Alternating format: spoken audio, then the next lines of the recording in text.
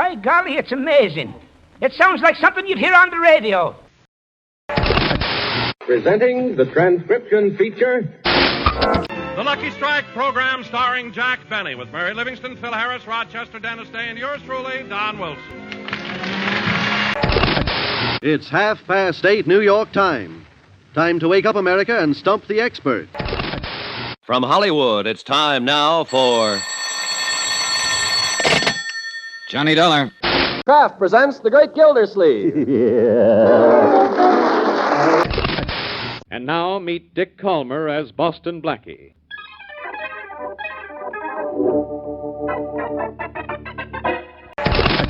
It's the Phil Harris Alice Faye Show, presented transcribed by the makers of Rexall Drug Products. And now it's time to meet the men from the ministry.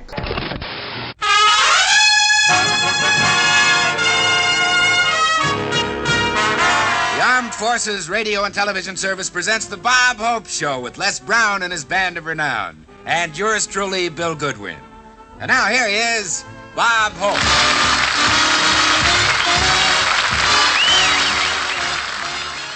Greetings, I'm Kevin Lauderdale. We're starting off with another episode of Meet Me at PARKY'S, that little-known but very funny comedy starring Harry Einstein, the father of filmmaker Albert Brooks, and actor Bob Einstein, a.k.a. Super Dave Osborne. Harry plays PARKY'S, a Greek restaurateur in Los Angeles. Meet Me at PARKY'S ran from 1945 to 1948, the first 2 years on NBC, the last year on Mutual. This is one of my favorite episodes, even though the basic premise is entirely illogical. As you'll hear in the first couple of minutes, a famous food critic is visiting PARKY'S restaurant, and if he likes what he eats, he'll write up Parky in his guidebook.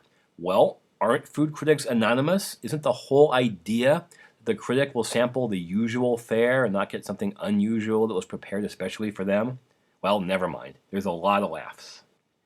From March 3rd, 1946, Meet Me at PARKY'S, Visit from a Gourmet. Has anybody got a match? Thanks. Now I can light an old gold and listen to Meet Me at PARKY'S. From Hollywood, California, the makers of Old Gold cigarettes, the treasure of them all, invite you to Meet Me at PARKY'S. So come along to PARKY'S restaurant and say hello to Betty Rhodes, Sheldon Leonard, Wally Mayer, Opie Cates, his clarinet and his orchestra, and our genial host, the star of our show, PARKY'S.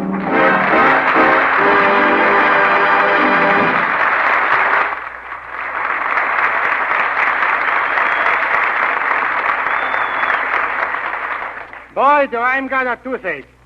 Couldn't sleep all last night. I could hardly wait until this morning so I could call my dentist. Very busy now, but he said he's going to squeeze me in. Told me he could see me the 15th of August, 3 o'clock. Today, if you want to see a dentist in March, you got to get a toothache in September. You know something, that is what I should have been, a dentist or a doctor. Boy, that's a wonderful business today. In the old country, my whole family was doctors, you know. My uncle was a horse doctor. Then he became a doctor for human beings. But they made him for to give it up. Every time they brought in a fellow with a broken leg, he shot him. But he was really a good doctor. He treated one man who was in bed for 20 years. Finally found out he wasn't sick at all. He was just plain lazy. You know, it's easier for to be a doctor today with all those wonderful new drugs what they got. Especially that stuff what they call it penicillin pencil, you know? A friend of mine has given me a whole bottle of that stuff for a Christmas present. Could hardly wait now until I get sick so I could use it. Oh, here comes Betty Rhodes. Good morning, Betty. Hello, Parky. What are you doing in so early? Oh, I've got lots of things for to do. Get the place straightened up, fill up that new cigarette vending machine, you know. Oh, you're proud of that machine, aren't you, Parky? Sure am. Don't it look nice? Yes, I meant to ask you, Parky, how does it happen that all you have in that machine is old gold? Betty, you mean there are other brands of cigarettes? Gee, Parky, aren't you all excited about Mr. Stanley coming over to the restaurant? Mr. Stanley? Who's Mr. Stanley? Why, he's the famous Fred Stanley who publishes the restaurant guide. Oh, you mean that fellow what gets out that book what tells the people where is the best places to eat all over the country? Uh-huh. He'll be in at 2 o'clock today to have lunch here, and if he likes it, you'll get a good rating in his book. Oh. So, Parker, we have to give him the finest meal he's ever had. We must show him that we're a high-grade restaurant. You're right, Betty. You know what we'll do? Let's write up today's menu, all in French. That's going to look high class, you know. You know, the best restaurants, the whole menu is always written up in French. Yeah, but Parky, I wouldn't know how to write a menu all in French. Oh, it's easy. I know French. Mark this down. Special today. Oui, monsieur. 85 cents.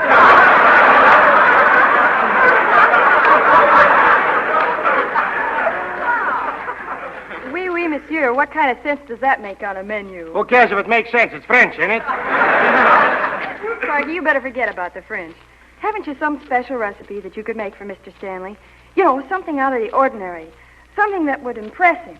Well, Betty, I do got a secret recipe what it's been in my family for generations. Well, gee, Parky, that sounds very intriguing. Yes. What is the secret recipe? Betty, I want you for to swear what you'll never give out this secret.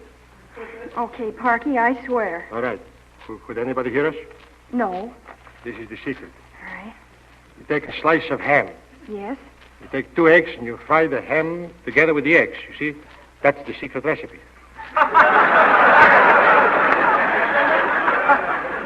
Secret recipe? Why, Parky, that's ordinary ham and eggs. How do you like that? The secret must have got out.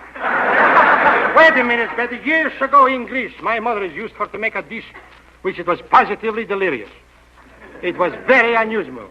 Well, gee, I hope we have the ingredients for it. And don't be worried about having the ingredients. What worries me is could we get the stuff to make it with, you see? What stuff do you need? Well, you take any kind of meat, then you mix in some garlic with it. Now you cut up a potato and you put in some more garlic. Now you slice 2 tomatoes, put in some more garlic. Now you cook it for 1 hour. Then you add some more garlic, you see? Now you put in a slice of onion. You think I put in too much onion there? Now you put in a pinch of salt, a dash of pepper, you add some more garlic. Let that cook for 2 more hours. That's all what there is to it. Now, wait a minute. I think just before what you serve it, add a little more garlic, and I think what you rub some garlic on the plate, too. You see? And how does all that taste, Parky? Nobody could ever get near enough to it to find out.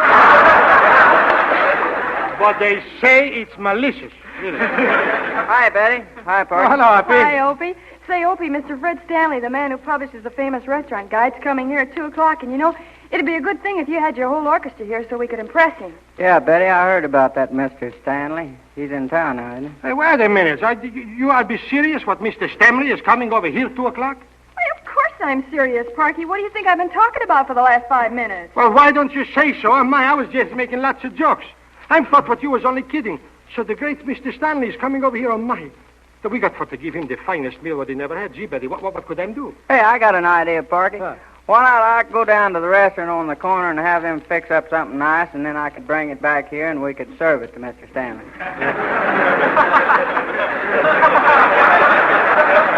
Say, look, if the food we got here is done be better than what they got in the restaurant on the corner, then I'll eat it. Oh, my. What could I prepare for Mr. Stanley to eat? Well, you know something? You're dealing with an experienced eating guy there, Parky. He's been eating for years, you know. Yes? But he don't eat that ordinary stuff. I remember a story about him in the magazine, and it said that he only eats fancy dishes. Only eats fancy dishes? Yep. Huh? It said that one day he eats deer meat, and another day he eats buffalo meat, and another day he eats wild boar. Wild boar? And let me see, what's the day? Sunday? Oh, yeah, I remember. Sunday he eats bear. Eats bear on Sunday, huh? Well, I better put him next to the window. See, Betty, honestly, all joking inside, I don't know what I could give him. I just put on a part of my baked beans, but how could I give a fella like that baked beans? You know? Oh, I wouldn't say that, Parky. I've eaten your beans many times, and I found out that all you got to do is put on a lot of ketchup. A lot of ketchup, huh? Yep, that kills the taste every time. Look, Betty, I would give anything if I could only get some special recipe for to serve Mr. Stanley. So that he'll give me a good write-up in his book. Wait a minute, Parky. You remember about 6 months ago you had a banquet here and you made that big roast pig with an apple sticking out of his mouth? Yes. Boy, that tasted swell. It did, huh? Sure. I never tasted a better apple in my life. Oh, my, I still don't know what to make. Well, Parky, you haven't very much time. Don't forget he'll be here at 2 o'clock. Look, Betty, sing a song for me. Maybe that will help me for to think. Don't worry, I'll think of something, I'm sure. I'm only guaranteeing you one thing. After Mr. Stanley leaves here today, he'll be a very happy man. Go ahead, sing a song, Betty. Yeah, Betty, why don't you sing What a Deal for Parky?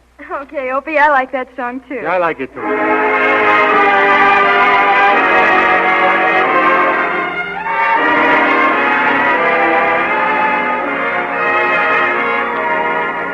I'm riding a private rainbow,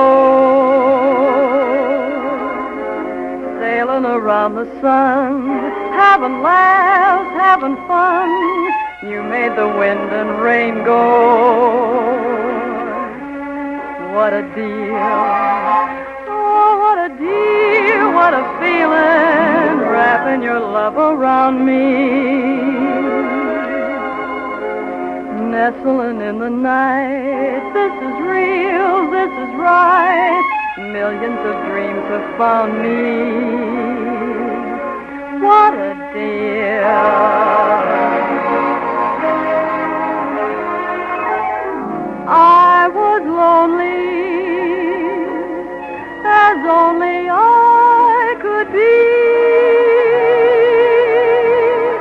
And in a twinkling, you were sprinkling moonlight on me. Now even the stars are spinning. Funny how your embrace makes my heart start to race. Heaven is just beginning. What a deal.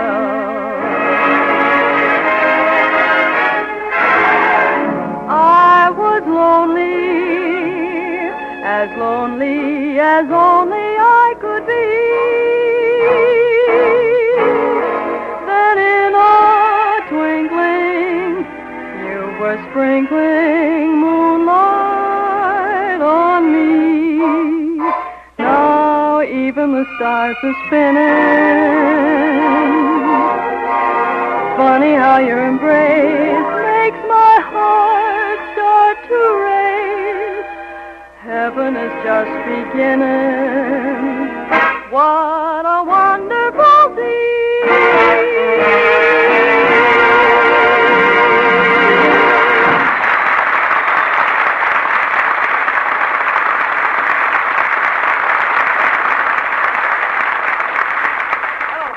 Well, Bob Williams, say, you know something? That famous Mr. Fred Stanley is coming over here at 2 o'clock. I don't know what to make for him. Oh, my, I'm so upset, Bob. Oh, there, Parky. Why be irritated? Light an old gold. See, there's an idea, Bob, and I'll tell Mr. Stanley for to light an old gold, too. Oh, but I suppose what he knows all about that, you know. He knows all the best things. I bet a smart fellow like him has been smoking old golds for years. Oh, I'm sure he has, Parky, because Mr. Stanley must have certainly discovered that when you light an old gold, you get comfort and pleasure. Yes. The comfort of extra protection against cigarette dryness, the pleasure of luxurious extra flavor. You see, old golds give you the benefit of a remarkable moisture-protecting agent we call apple honey. Made from the juice of fresh apples, it helps prevent cigarette dryness. And for extra flavor and soul-satisfying aroma, Old Gold gives you the benefit of Latakia tobacco, added to Old Gold's blend of many great tobaccos. So, light an Old Gold and enjoy the sheer comfort, the unique pleasure of a truly great cigarette. Say, Bob, I'm only wish what I could make something what tastes so good as Old Gold, you know. I wish what I only knew somebody who could tell me how to make something really fancy for Mr. Stanley. Say, wait a minute, Parky. I know exactly the man for you. Yeah? He's just started a brand new cooking school. Well, Bob, that's the kind of a fellow what I need. Who is he? It's your old friend, Orville Sharpe. Orville Sharpe? You mean that faker is going for to give me lessons about cooking? What would he learn me about cooking? Why, he forgot more than I'll ever know. Bob, you have got lots of nerves suggesting what I should take cooking lessons from Orville Sharpe. Why, I was never so insulted in my whole life. Why, I wouldn't go over to Orville Sharpe if that's the last thing I ever did in my whole life.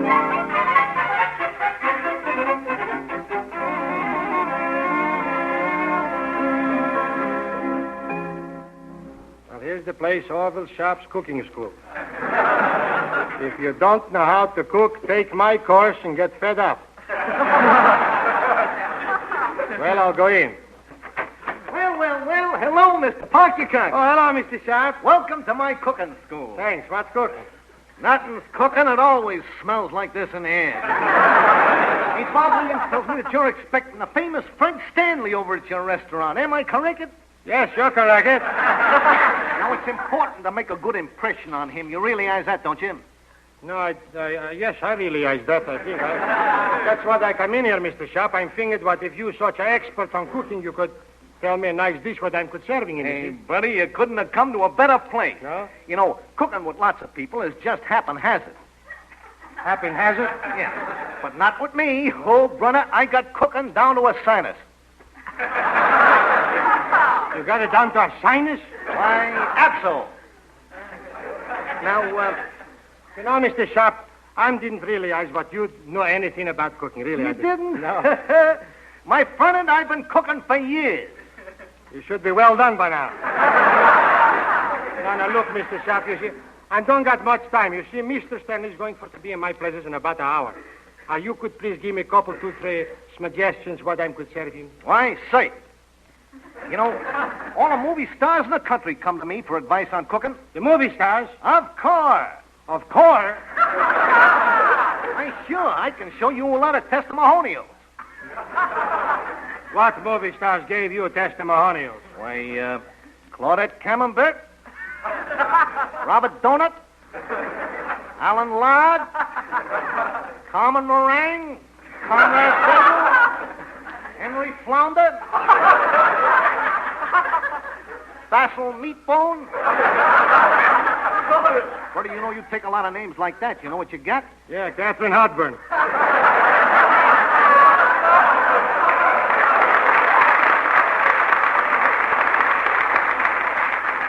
Look, you still don't give me no suggestions yet. What kind of a dish? What I could serving to Mr. Stanley, you know. Well, now, how much you figure on spending for a good suggestion? How much does it cost? It's all according to what you want. Now, for $50, I can give you a wonderful recipe. This tells you how to make my whole famous grade A full-length dinner. What is your famous grade A full-length dinner? Well, yes. First thing, you start Mr. Stanley off with a delicious appetizer. A delicious appetizer? That's to give him a good appetite. Yeah, we want him to have a good appetite. Am I correct? Correct, yeah. Now, you know, this Mr. Stanley, he don't want to eat none of them common foods, you see. So what you got to give him is something different. Yes. Something exotic. Something exotic? Yeah. You got to give him the kind of food that you can find only in a high-class dump.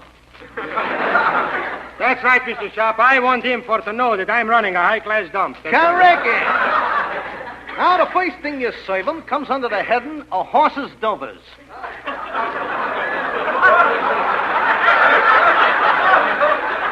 Did you say horses' dovers? Yeah. You bring him a little delicacy. What would you suggest for a little delicacy? How's about fried mosquito's eyebrows? Fried mosquito's eyebrows. A la king and under glass. You can only serve him 2 or 3 of these mosquito's eyebrows, see? You don't want him to get filled up on that. Yeah. Now, we don't want him to stuff himself, you know. Now, after that, you serve a rare white wine. You know, with this kind of dinner, you're supposed to serve white wine. White wine. Got any good white wine? Yes, I have. What kind is it? Gin. Is that okay? Perfect. Now, you serve him a big tumbler of gin. Yes. Then comes the soup course. Yes. For the soup, you don't serve him nothing ordinary like noodle soup or clam chowder. You don't? No. You serve him a fancy soup like chicken creosote. Chicken creosote. Correct. Now, after the soup course, it's time for another big tumbler of gin. Another tumbler of gin now. I got it. Yes. And now comes the piece de resemblance. What do you give him for the piece de resemblance? The main entry, stewed hummingbird. Stewed hummingbird? Do you know how to stew a hummingbird? Give him a tumbler full of gin? Hey, brother, no, you better prepare that hummingbird right now or Mr. Stanley won't eat it. I figured after all that gin, he'll never know the difference anyway. Well, that's it, brother. That's my complete dinner, and that'll be $50, please. Hey, wait a minute. You're going to charge me $50 for all that crazy stuff what you told me? Why, a thing like that is don't be worth no $50. Well, what do you want to spend for a good recipe? Oh, I thought I could spend around $1.35, $1.40, but that's all. Hey, you expect me to lay out a menu for $1.40? Yes. For $1.40, you expect me to get you acquainted with the finest way to prepare meats and vegetables? Yes, get me acquainted. For $1.40, I wouldn't even introduce you to a tomato on Vine Street. Goodbye.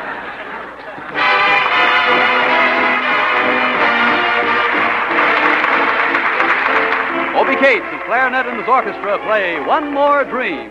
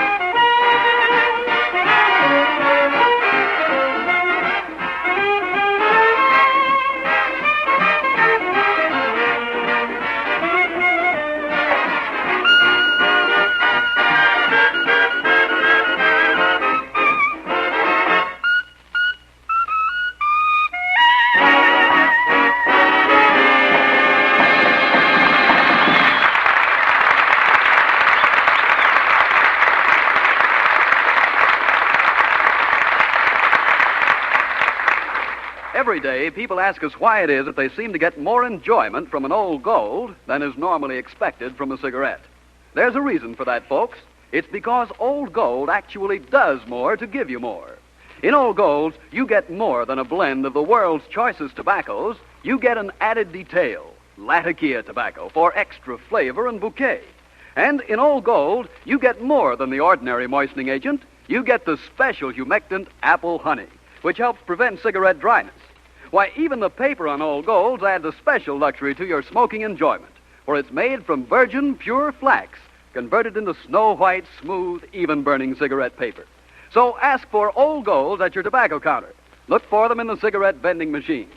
Smoke an old gold.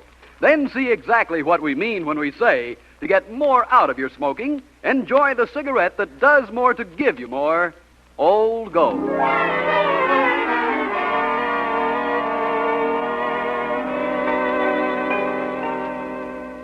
My Betty, I should never have wasted all that time going over to Orville Sharpe's cooking school.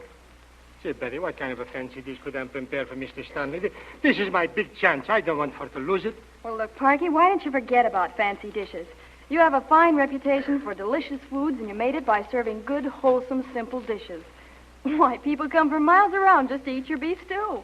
Say, Betty, that's what I'm going to do. I'm going to give him Parky's famous beef stew.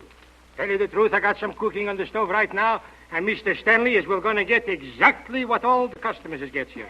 That's the spirit, Parky, yes. And I'll bet he'll love it, too. Hey, Parky, yes. There's a lady out front. She says she's Mr. Stanley's secretary, and she wants to talk to you. Oh, I didn't expect him so soon. I might. Opie, look, I'm cooking some beef stew in the stove.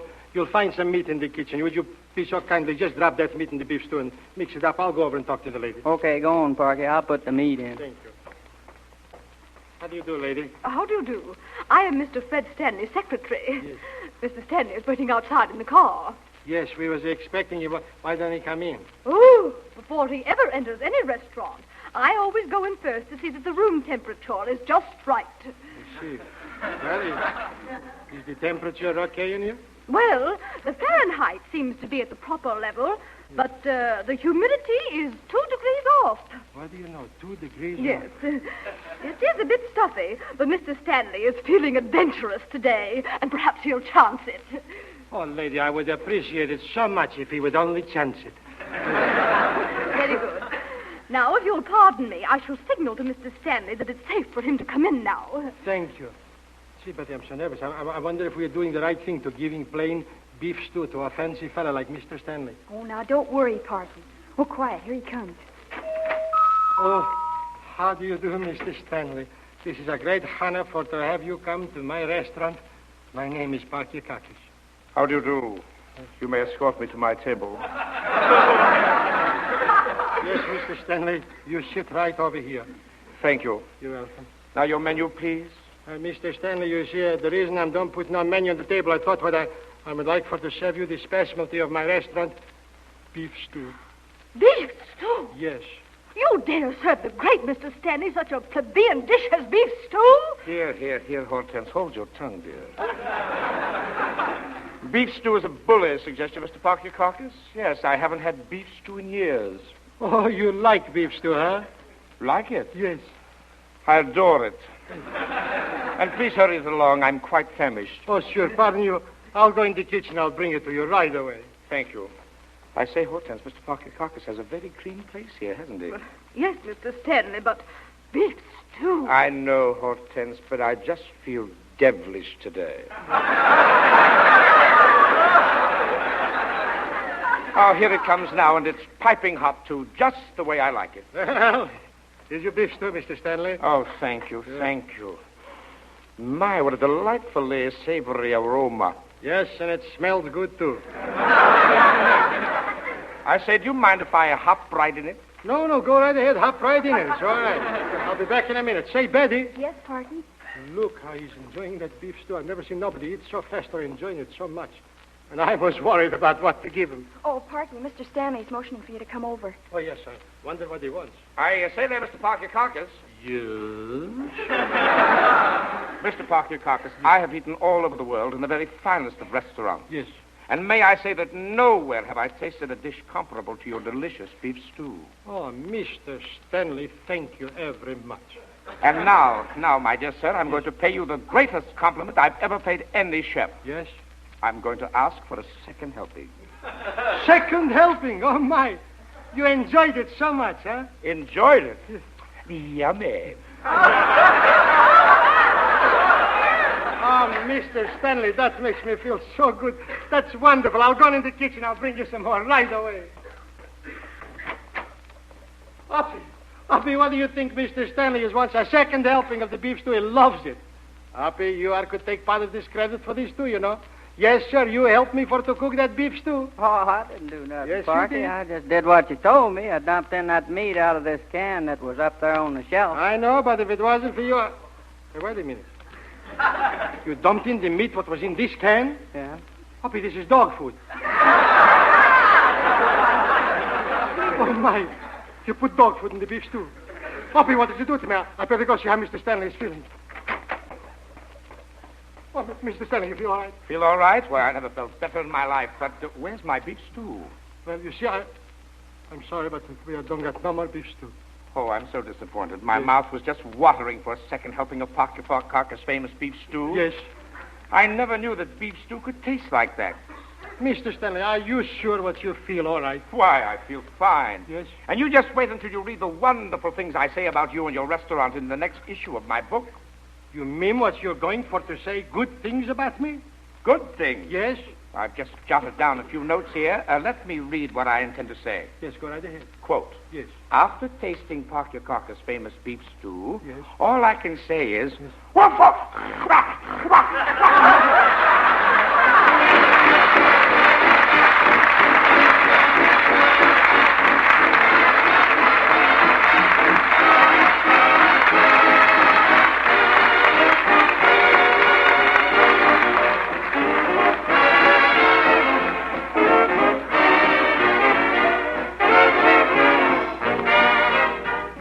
other adventures of Parky, Betty Rhodes, Sheldon Leonard, Opie Cates, his clarinet and his orchestra, tune in again next Sunday, same time, same station. Meanwhile, don't let little annoyances get you down. Why be irritated? Light an old Go. Its tobaccos are specially conditioned to help guard against cigarette dryness, to give you more smoking pleasure. Then we'll see you next Sunday. Is it a date? Okay, meet me at Parky's. Meet Me at Parky's is written by Hal Bimberg and Parky Carcass. This is Bob Williams saying good night for Old Go.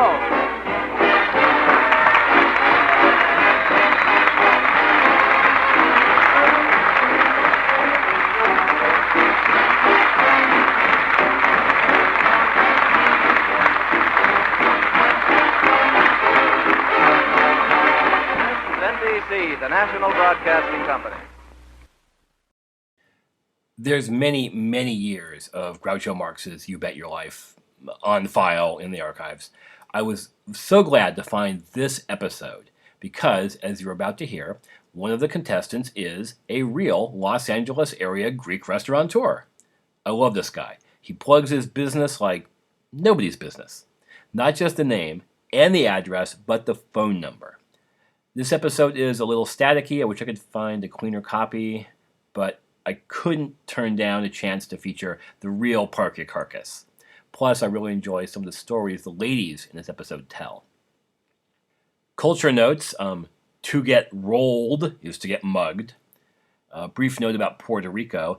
During the 1950s, there were a number of Puerto Rican nationalists / Puerto Rican independence uprisings, demonstrations, sometimes with a bit of violence. There had even been an assassination attempt in Washington, D.C. in 1950 on President Truman. And on March 1st, 1954, just a couple of weeks before this episode aired, 4 Puerto Rican nationalists intent on drawing attention to their cause smuggled guns into the visitors' galley of the U.S. House of Representatives, shot at and wounded 5 members of Congress. The nationalists served 20 years plus in jail. From April 21st, 1954, You Bet Your Life, the secret word is people. Ladies and gentlemen, the secret word tonight is people. P-E-O-P-L-E. Really? You bet your life!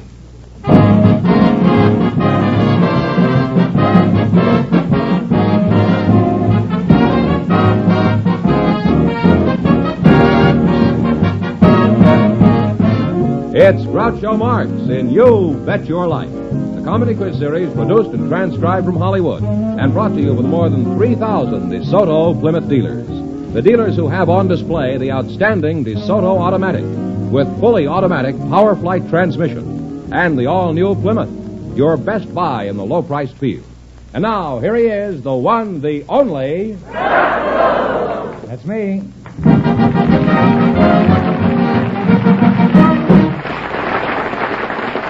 Well, here I am again with $1,000 for one of our couples. We have some young single people for you tonight, Groucho. For me? Well, for you to talk to. Miss Virginia Harbin and Mr. Chuck Wallace. So, folks, would you come in, please, and meet Groucho Marx. Well, welcome, youngsters, for the DeSoto Plymouth dealer. Say the secret word and you'll divide $100. It's a common word, something you see every day, I presume. Virginia Harbin, that's you, huh? That's right. Are you married? No, I'm not, Groucho. Are you engaged? No, I'm not. Are you over 21? Yes, I am. Chuck Wallace? That's correct, sir. Oh, how old are you, Chucky boy? I'm 31, Groucho. 31? Well, say, you're a pretty young-looking kid for 31. How tall are you, Chuck? 5'6". Mm-hmm. That must be why they call you Chuck, isn't it? Because you're short for Charles? That's right. Well, Virginia, let's get back to you. What sort of work do you do? I'm an employment interviewer at the Bureau of Occupations at UCLA. Oh. What do you do at this place? I try to find work for college students. Uh-huh. We try to match the employer's requests with the students' requests as to the type of jobs that they're particularly interested in doing. That doesn't seem plausible. I never heard of a college student that was interested in work. How about salary? I should imagine college students are pretty practical. What do they want to start with? $50,000 a year and free parking? No, I don't think so, Groucho. I think that they're really more interested in the job and the opportunities that the job has to offer, more so than the salary. Is that so? In other words, you don't think they're interested in money? And you expect an employer to hire a nitwit like that? No, I think that they really are interested in the money, but I think, too, that they're interested in the opportunities that the To job meet the has. boss and Yes. and the other people who work in the office. The male ones, I mean. I think so. Where do you work, Chuck? I work at the Flamingo Hotel in Las Vegas. Oh, you work in Vegas? Yeah, that's right. No wonder you're short. I go up there occasionally. I've stayed at the Flamingo, and last time I was there, I stayed at the Desert Inn. They have a golf course there. What is your job at the Flamingo? Are you the little fellow under the roulette wheel that makes it stop on the wrong number? No, I'm the masseur there, Groucho. Monsieur? Oh, you're a Frenchman. Well, good evening, monsieur. Monsieur, what do you do in this place, monsieur? Well, I give the steam bath, the rubs, and the oxygen there. You give the oxygen? Is That's this after they play or before? Well, have you always been a masseur up there? No, I was a lifeguard before that, Groucho. That's kind of a strange job in Vegas, isn't it? When a man jumps in the pool up there, the last thing he wants to be is saved. Is it pretty hard work, Chuck? No, it's fun. The lifeguard? That's right. In fact... you dive after pennies like they do in Hawaii? Well, in a way, yes. There was a rumor going around the hotel that... There were a number of them when I was there. They finally threw me out of the hotel. Well, anyway, this rumor was that if anyone would throw a silver dollar into the pool before they'd go into the tables, well, they'd have good luck that night. And how does a rumor like that ever get started? I started it. Well, congratulations. Thank you. Finally found somebody who was crookeder than I was. Well, Vegas is certainly a fabulous place. Are there any more little traditions like that one about throwing the coins in the water? Well, there's a rumor going around the Flamingo now that if you come down to the health club and get a rub, and give the boy a silver dollar to rub your arm, you'll have a... That's you, huh? That's right. Well, Mr. Wallace, I hope you won't be offended by this, but my guess is you're about as straightforward and honest as a Las Vegas slot machine. Well, you make an interesting and attractive couple, and I'd like to go on talking to you, but now it's time to play You Bet Your Life. We start you off with a $100 bankroll. This is right up your alley, isn't it? Mm-hmm. Which you try to build as high as possible. Each time you miss a question, you lose half of what you have. You can quit whenever you like. Is that clear? Yeah. Okay, let's see how much money you can make. You selected music. And remember, the more the question is worth, the harder it is. 50? 50. Okay, $50. What musical instrument does Vladimir Horowitz play? Okay. Talk it over. You're partners. And if you don't know, guess. Do you have any idea? Take a guess. Violin? No, you're close. It's a piano. That's pretty close. They're next to each other in the office. Well, you lost half your bankroll. You still have $50. Now, what do you want to try? 60, 80, 10? 40? Okay, whatever you say. $40. A few years ago, a famous clarinetist had such men in his band as Gene Krupa, Harry James, and Lionel Hampton. He was known as the King of Swing. Who is he? Benny Goodman. One answer. Benny Goodman. I guess you're right. Go ahead. I think it was Benny Goodman. Oh, you just nosed under the wire. That's right. Well, you now have $90. Chucky, maybe you better let her answer. Yeah, I think you're right there, Gal. This girl goes to UCLA. Now you have $90. Now what do you want to try? Should we try the 70? Well, okay. $70? 70? The orchestra will play a familiar song. You tell me the name of it. Play, Mr. Meekin.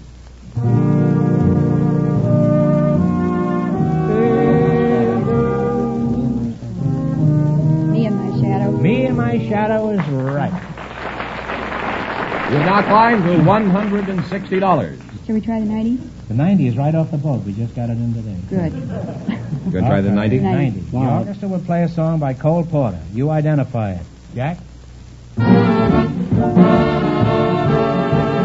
of those Just one of those things. What is Just it? one of those things. That's right. Once again? Just one of those things. That makes 3 of those things. That's right. And you wind up with $250. Well, thanks and good luck from the DeSoto Plymouth dealers. And I hope you're very happy together.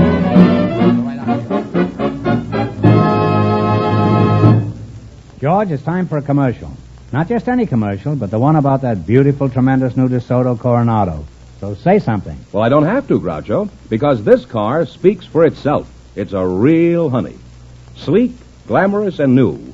The DeSoto Coronado is a 170-horsepower beauty with a Sierra beige top and a Cadiz blue body that's just the greatest. And the Coronado's got a new chrome and stainless steel setup that makes it look even longer and lower, if that's possible. Yes, this Coronado is a real work of art. And to prove it, we've put the name on the rear fender in shiny chrome. Up front is the famous Fire Dome name, proof that the Coronado offers the same unbeatable performance as all the other DeSoto automatics. Inside, this car is like nothing you've ever seen. It's so beautiful.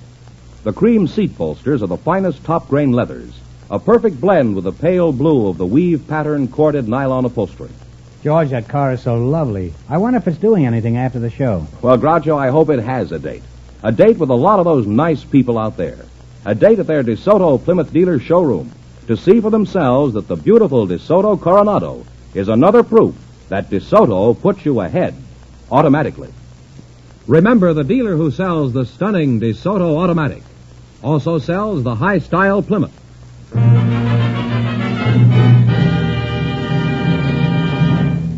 George, let's have the next couple. Who are they? We have some people with interesting stories, Groucho.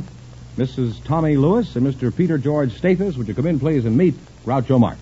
Welcome, folks, for the DeSoto Plymouth dealer. Say the secret word and divide $100. It's a common word, something you see every day. Mr. Peter George Stathis and Mrs. Tommy Lewis. Mrs. Lewis, you're a woman. I'll start with you. What's your first name? Tommy. Tommy? That's Is that right. a man's name? Nothing spelled with I-E. Really? I didn't know that. Next time I see somebody with an I-E, I'll make sure and tip my hat. Where are you from, Tommy? I'm originally from Pasco, Washington. Where? Pasco, Washington. Pasco, Washington? That's in the apple country, isn't it? Near there, yes. I was up there once, but they threw me out. They figured one bad apple could wreck the entire industry. Are you married, Tommy? Yes, I'm married. Where did you meet your husband? I met my husband, Douglas Aircraft. Douglas Aircraft? That's right. What were you doing there? I was a riveter, and he was a tool crib attendant. You were Rosie the Riveter. No, I was Tommy the Riveter. Well, Rosie is I.E., isn't it? Yes, that's right. We're back to the I.E. again. What was he doing in the tool crib? Was he just a baby at the time? Or? No, he was the attendant. He gave out the motors and guns and the equipment to work with. So the employees had to go to the tool crib and get the equipment to work with. Well, we seldom have an opportunity to explore romance in the riveting section. And I always like to do research on any subject. How did your husband break the ice the first time he saw you? He did. I did. I rushed up to the tool crib and I asked him if he had a high-speed motor with a loose chuck. He said he had the motor. You're lucky he didn't call a policeman, huh? Yes, I think so. What is a high-speed motor with a loose chuck? Well, a high-speed motor is a 1,500 RPM motor. And it's revolutions per minute, huh? Yes. And it's... That's what they're having in Puerto Rico, huh? And a loose chuck is one you can spin down to fit the drill with your fingers instead of taking your chuck and keep the key and keep turning it like this by hand and make your arm tired. So I wanted a high-speed motor with a loose chuck. And, well, is that how they make chuck steak? Do they shoot at it with a gun? No, I think that's a different subject. That ends with IE too, you know. Right? Oh? Chucky. Yes. I thought we were past that deal now. We may never get past that. Your name is Peter George Stathis? Yes, Groucho. Well, you're a very cute-looking George Stathis. Well, thank you. I didn't mean to ignore you for such a long... I was wondering.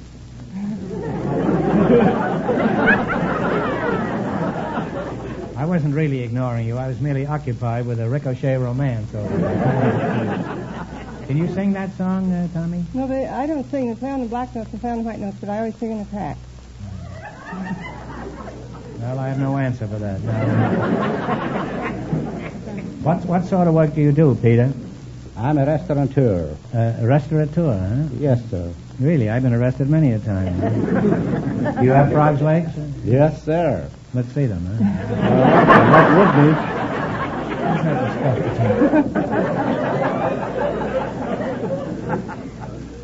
Well, Pete, you look like you're a pretty good advertisement for your place. What are your measurements, by the way? Well, I measure 5 feet 5 inches, and I weigh 210 pounds. Is that strip for Jim? Yes, sir. Well, you're a fine figure of a man, Pete. Thank you. My advice is stay out of dark alleys. You'd certainly be an easy man to roll.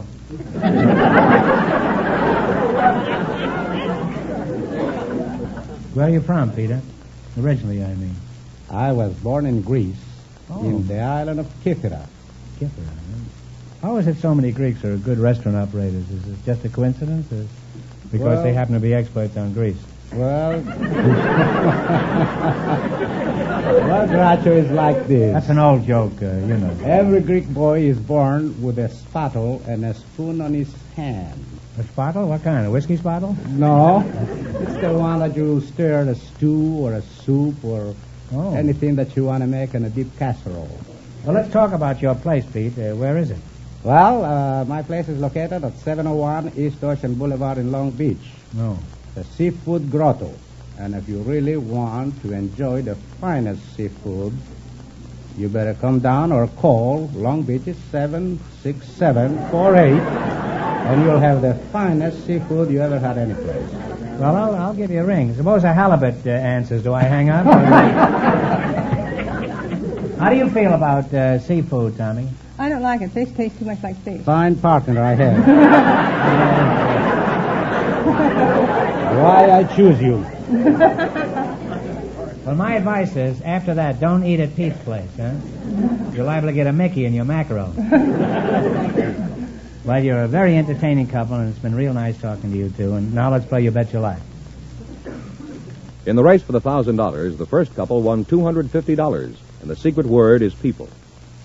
Now let's see how much money you can make. You selected sports. And remember, the more the question is worth, the harder it is. What do you want to start with? Let's have $50. $50. That's a nice compromise. What do you call the last runner on a relay team? That's the anchor man. Yeah, you're right. It's the anchor man. But in the future, give me one anchor. But she may have a different version. Wonderful. Pete, and you're a pretty smart cookie there, huh? You now have $150. Now, what question do you want, Pete?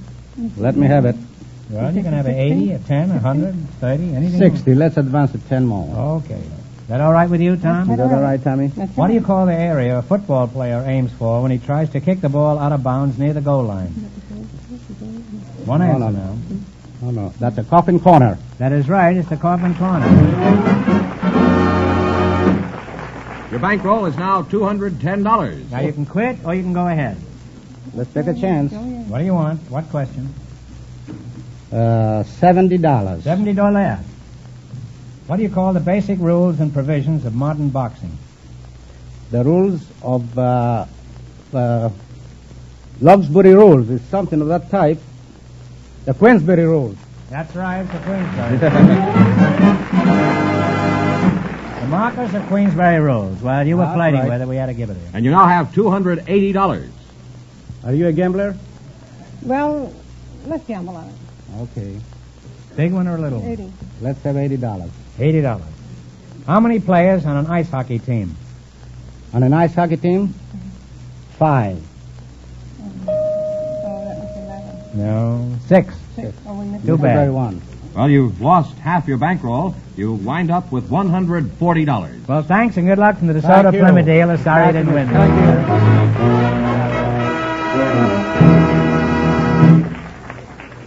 you. Who's next, George? Well, Groucho, we have a housewife and a married man for you. They volunteered just before we went on the air. Mrs. Capitola Fredrickson and Mr. John Blake. Would you come in, please, and meet Groucho Marx?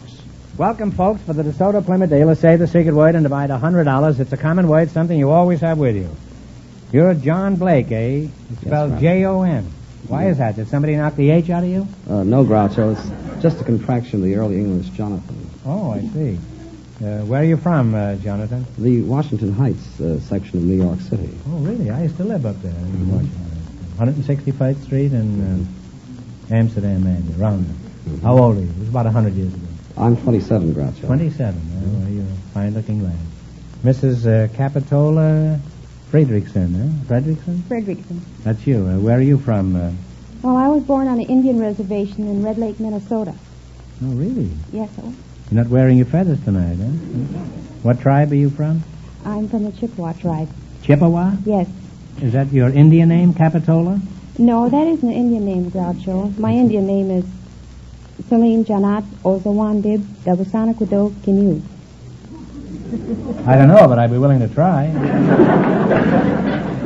Well, what does your name mean in English? You fish on your side, I fish on my side, nobody fish in the middle? No, it means a girl with the dark brown hair flowing outwards under low clouds with a little eagle.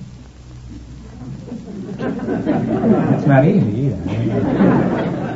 What sort of work does your husband do, Capitola? Oh, he works in the post office, Groucho. Oh, does he ever play post office with you? Well, sometimes.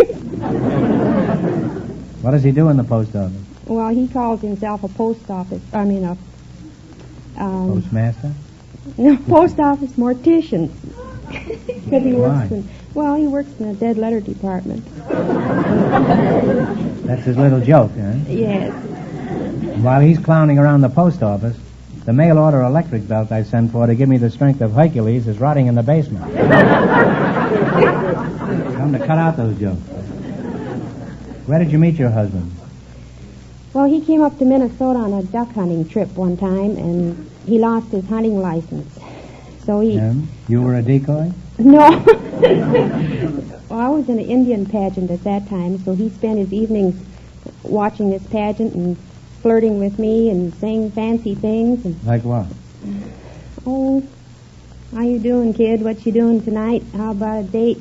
And he didn't think I could understand English because I was in Indian costume all the time. When did he finally find out you understood every word he said? When he asked me to marry him, I fooled him, and I said yes.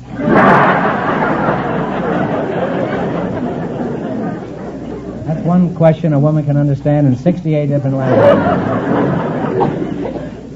By the way, have you taught your husband how to speak Chippewa? Well, a short time after we were married, I told him, honey, I'll bet I can make you talk Indian. Talk in 2 minutes. And right after that, he declared war on them.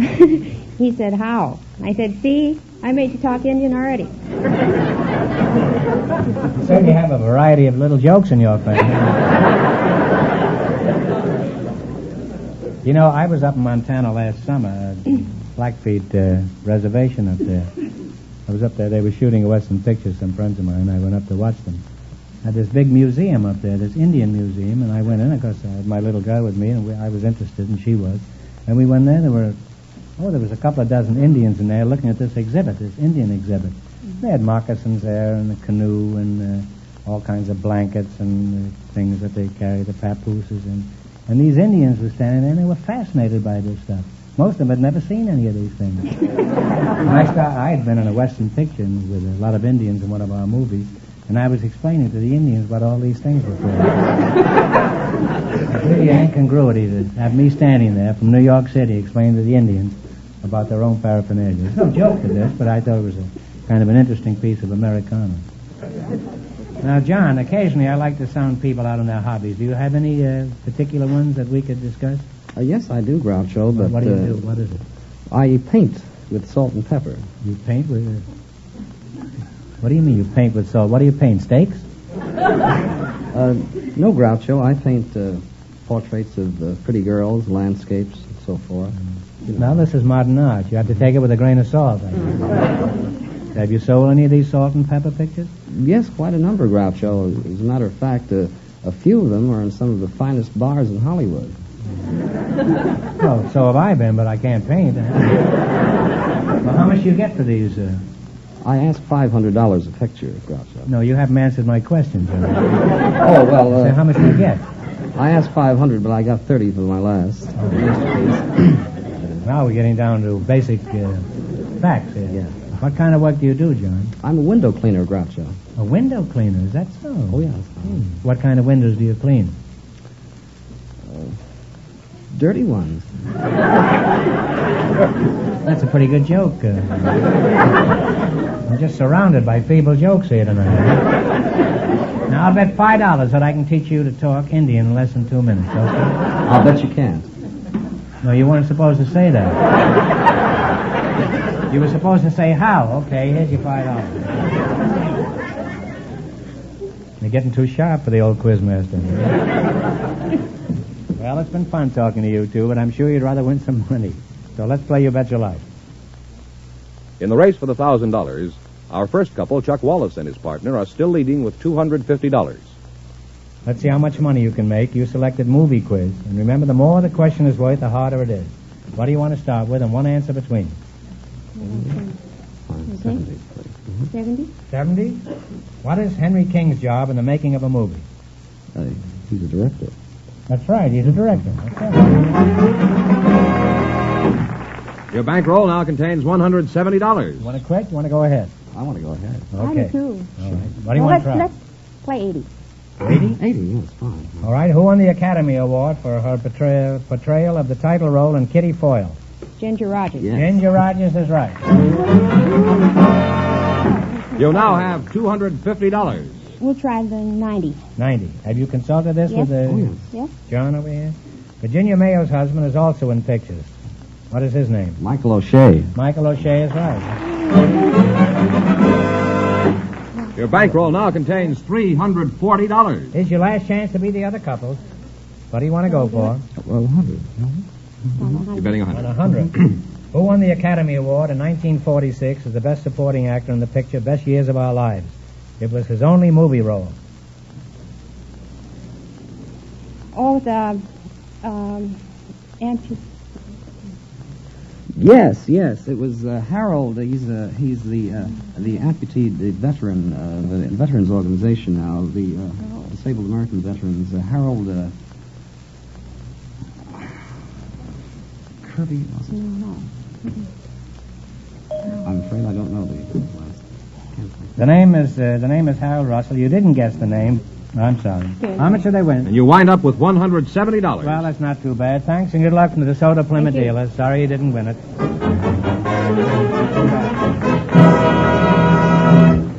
And that means, Groucho, that Chuck Wallace and his partner, with $250, in just 1 minute get the chance at the DeSoto Plymouth $1,000 question.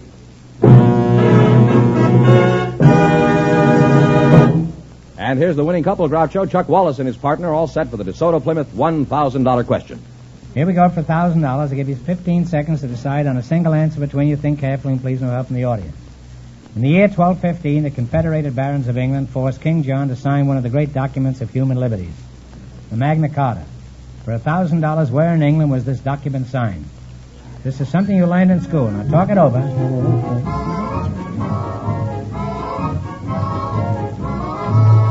Unless you can think of something else, I'll say the Charter Oak.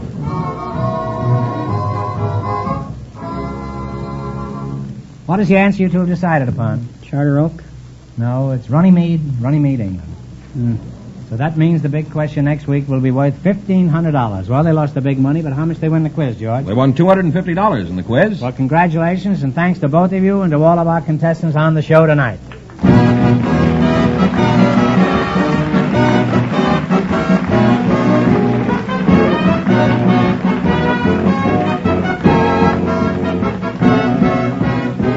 Be sure to tune in again next Wednesday night at the same time for the Groucho Marx Show, when the big question will be worth $1,500. And don't miss Groucho's television show, also brought to you by the DeSoto Plymouth Dealers of America. And remember that the dealers who sell the outstanding DeSoto Automatic with fully automatic power flight transmission also have on display the remarkable new Plymouth, engineered and built to be your best buy in the low-priced field. DeSoto, Plymouth, two great new cars, both products of the Chrysler Corporation. And when you drive in, tell them Groucho sent you. Good night, folks, and remember, just be sure to see the DeSoto Automatic.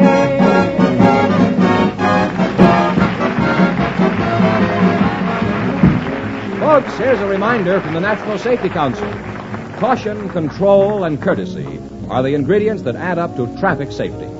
You Bet Your Life, transcribed from Hollywood, is produced by John Goodell, directed by Robert Dwan and Bernie Smith, music by Jack Meekin. This is George Fenneman signing off for the more than 3,000 DeSoto Plymouth dealers from coast to coast. You Bet Your Life is heard by our armed forces throughout the world.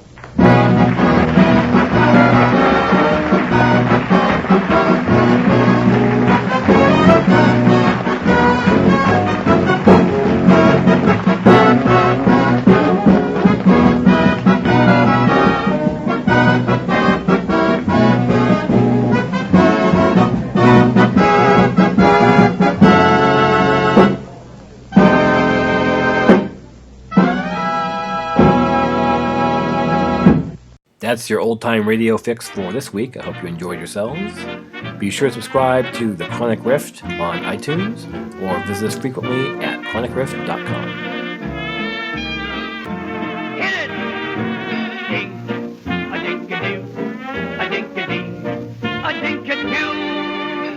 What a voice.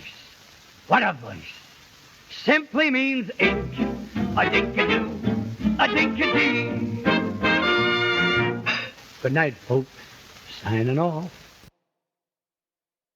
See, Ma and I just come out every year for the quiz show season.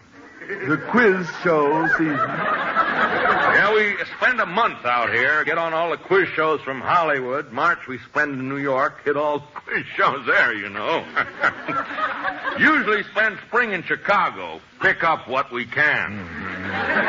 Don't you ever get home to Council Bluffs? Just to unload. Tell me, Mr. Engelbert, do you do this for a living? Oh, no, I should say not. I'm retired. Used to be in the junk business. You still are? I mean, you go on all the quiz shows? No, not all. Ma and I ain't as spry as we used to be, but I tell you there's a fortune in it. If I had my life to live over again, that is what I would go in for. Quiz shows. When I hear about the young men of today beefing about there not being any opportunity, it makes my blood boil. It's all there for any young red-blooded American who has to get up and go. Why, if I had a son, I'd put him in quiz shows as soon as he could answer to his own name.